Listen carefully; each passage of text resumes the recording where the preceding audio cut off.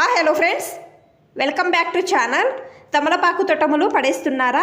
ఈ వీడియోను చూస్తే మీరు ఖచ్చితంగా ఇక ముందు ఈ తొటములను పడేయరు.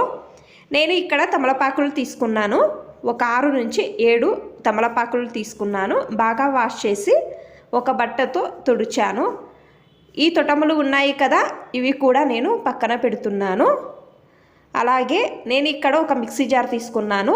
ఈ తమలపాకులను ఈ జార్లో ఈ విధంగా నేను వీడియోలో చూపిస్తున్నాను కదా, సేమ్ ఈ విధంగా తుంచి వేస్తున్నాను. వేసిన తర్వాత నేను ఇక్కడ కొంచెం శొంఠి తీసుకొని పైన పొట్టు తీసి ఈ విధంగా కట్ చేసి తీసుకుంటున్నాను.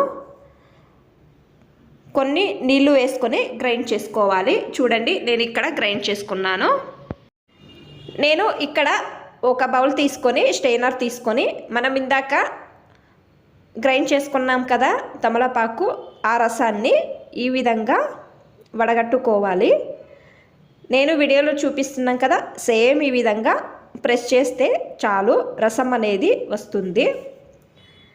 చూడండి, ఈ విధంగా నేను ఇక్కడ ఈ రసాన్ని ఈ బౌల్లో తీసుకున్నాను.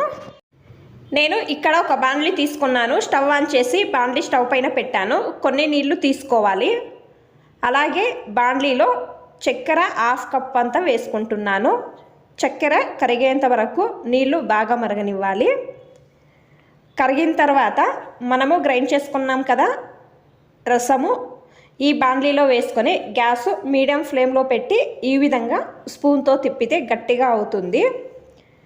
చూడండి, నేను వీడియోలో చూపిస్తున్నాను కదా, సేమ్ ఈ విధంగా కావాలి. మీడియం ఫ్లేమ్లోనే పెట్టుకోవాలి, హై ఫ్లేమ్లో పెట్టుకోకూడదు. నేను ఇక్కడ ఒక ప్లేట్లో కొంచెం కొంచెం స్పూన్తో తీసుకొని ఈ విధంగా ప్లేట్లో తీసుకుంటున్నాను. ఈ విధంగా రెడీ అయ్యాయి. ఇది పిల్లలకు ఇవ్వడం వలన జీర్ణము బాగా అవుతుంది. అలాగే జలుబు ఉన్నప్పుడు కానీ లేకపోతే కఫము ఉన్నప్పుడు కానీ తగ్గుతుంది. టేస్ట్ కూడా బాగా ఉంటుంది. ఇది మీరు చేసి పిల్లలకు ఇవ్వవచ్చు. ట్రై చేయండి. ఈ టిప్ అనేది బాగా హెల్ప్ అవుతుంది. సెకండ్ మెథడ్, ఈ తొటములు మనం పడేస్తాం కదా, ఇక ముందు ఇవి కూడా పడేయకండి. ఈ తొటములను రోల్లో తీసుకున్నాను. లవంగాలు ఒక 4 తీసుకొని బాగా దంచాలి ఈ విధంగా.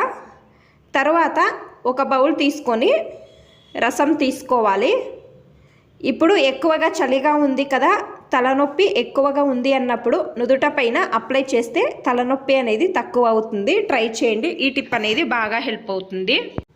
మూడవ టిప్పు, రోలును ఈ విధంగా తిప్పి కొన్ని పాలు తీసుకోవాలి. రోలు పైన వేసి వెల్లుల్లి 1 తీసుకొని ఈ విధంగా రుద్దాలి. నేను వీడియోలో చూపిస్తున్నాను కదా, సేమ్ ఈ విధంగా. ఈ వచ్చిన రసాన్ని నుదుట పైన అప్లై చేయడం వలన ఎవరికి తలనొప్పి ఎక్కువగా ఉంది అన్నప్పుడు ఈ రసాన్ని అప్లై చేయండి, తక్కువ అవుతుంది. ట్రై చేయండి. ఈ టిప్ అనేది బాగా హెల్ప్ అవుతుంది.